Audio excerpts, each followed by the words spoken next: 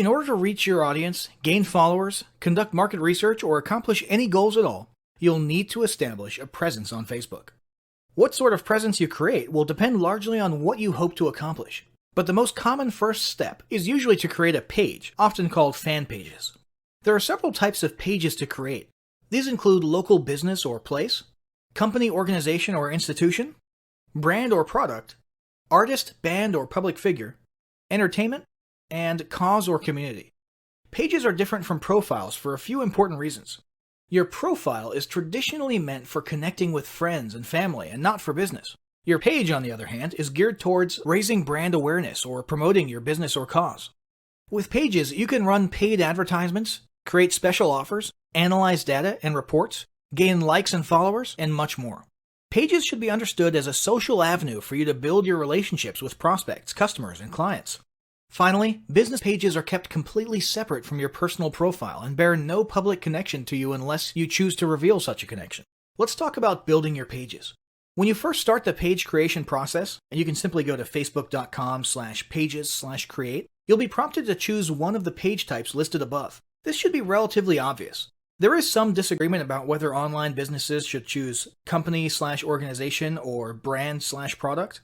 In most cases, for online businesses, it's the latter, but it entirely depends on your business. It won't make a huge difference in your page functionality though, so don't agonize over the decision too much. Once you've chosen the page type, you'll have a drop-down menu where you'll need to choose an industry or category. If you're unsure which category applies best, don't worry, you can change it later. Then you'll be asked to input a business or product name and hit submit. When you first arrive at your new page, it'll be a little barren, but Facebook has made it very easy to start fleshing it out. The first thing you'll want to do is write a short description of what your page is about. Facebook only allows 155 characters, so you'll want to not only get the main points in just a couple sentences, but you'll also want to make sure you include any critical keywords that you want to be found for when people do searches. Keep in mind, SEO is still important for Facebook, both for its internal search as well as your Facebook page ranking in search engines like Google. Consider using Google's keyword planner tool to determine the best exact keywords to use in your description. Speaking of being findable, you'll also want to assign a unique username to your page. What this does is create an easy-to-remember unique URL for your page, so you don't have a long, impersonal, alphanumeric URL. In the end, you should end up with something along the lines of facebook.com/yourbusinessname. But this will be subject to availability, and you may have to use something slightly different from your actual business name if it's already taken. For example, if facebook.com/Tom's Tomato Shack is already taken, you might have to stick a number 2 at the end of it, or settle for Tom's Tomatoes or something. Don't worry about this too much. It's not like you're choosing an important domain name or trademark. It's purely meant to make it slightly easier for you to put your page URL on a business card, or to make links for your page look more friendly. Next, you'll want to add your website. From the options on the right-hand side of your page, click Add a Website and enter your main website address, or depending on your goal, a specific landing page URL. After that, it's a good idea to add a second admin to your page. Even if you're the sole owner and employee of your business, you should still do it. This way, if your page or profile gets hacked, and that does happen, or if you get locked out of your profile for any reason at all, you'll at least have someone else who can try to access the page and do what needs to be done. This is a security precaution, so it doesn't matter who it is, and they don't literally need to ever be an actual admin. Heck, this could be your grandma if you want. After that, you'll want to like your own page, so you'll now be following it via your personal profile, and you'll want to make sure you turn on notifications. Now you'll want to start visually completing your page.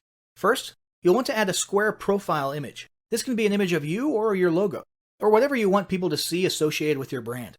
In addition to being visible on your page, this will also be the avatar image that accompanies your comments and activity on Facebook when you're posting or commenting as your business. Once that's done, you'll want to add a horizontal cover image. If you don't have a horizontal image to use for your cover, you can either create one yourself via a tool like Canva, or you can pay someone on Fiverr to make it for you.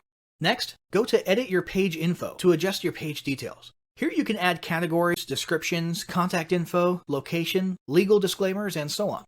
Then, go to See All Information and see if there's anything else you want to add, such as awards, privacy policy, and so on. Finally, you'll want to add a call to action button to the top of your page. This CTA button can be for booking services, contacting you, purchasing or shopping, downloading something, or even a generic Learn More.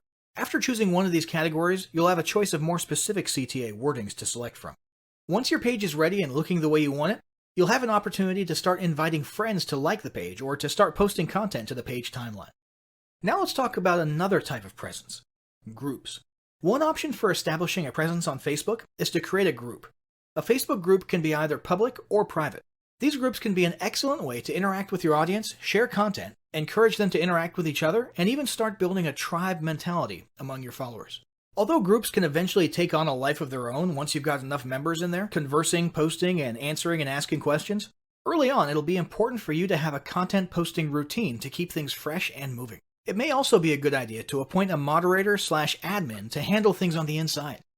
Be prepared. Groups can easily turn into a second customer support channel, and can also be a place where people think it's okay to dump their complaints or criticisms of your brand. Be sure to keep an eye on things in there. Try to foster a positive vibes environment, and have yourself or moderators on hand to delete or censor any comments that might harm your brand, and make it clear to members whether or not it's okay to handle customer service issues inside the group. And for the record, it's totally up to you, and in fact, handling customer service in groups publicly is becoming a bit of a trend lately. There's plenty of pros and cons to that, we're not going to get into it here. If you choose to make your group a no customer support zone, just ensure you get that message across kindly and gently, and use patience when reminding individual members about it. Remember, your whole tribe can see you here, and they will judge you on how you treat members. Let's talk about creating a group. To create a group, go to your Groups page and click the green Create Group button. You'll first need to name your group. This can be your business name or a spin-off of your business name. For example, if your group is centered around providing special training or advice on using a product, you might call it Your Product Name plus the word Masters, Experts, or Ninjas at the end of it. Each group needs to start out with at least one member. So you can either add several members right there from the beginning, or you can just add yourself for the time being and move on. The final selection is your group's privacy status: closed, public, or secret. Secret means it's not even searchable or discoverable. You can change this setting later, so don't worry about it too much right now. After you hit submit, you'll need to choose an icon for your group. Just pick whatever seems most relevant. Once your group is created, you can start fleshing it out by adding a cover photo and description. The same guidance for business page descriptions above applies here more or less. Keep it short, clear, and include important keywords. As for the cover photo, make it horizontal and consider using Canva to create your image or hiring someone on Fiverr to make a nice image. Finally, there's the personal profile. It's true that Facebook has terms that prohibit using your personal profile for explicit business purposes. However, that does not prevent you from leveraging your personal profile in exactly the way social profiles were meant to be used: networking. Make it clear what it is you do and what services you provide. Make yourself findable via search. Join relevant groups. Contribute to discussions. Introduce yourself and rub elbows as much as possible. In this sense, your personal profile can be an incredible resource for marketing and potentially even more powerful than your business page. So, once you've established the sort of presence you've determined you need, you'll want to start posting content. After all, that's what this whole endeavor has been about, and it's what we'll cover in the next chapter.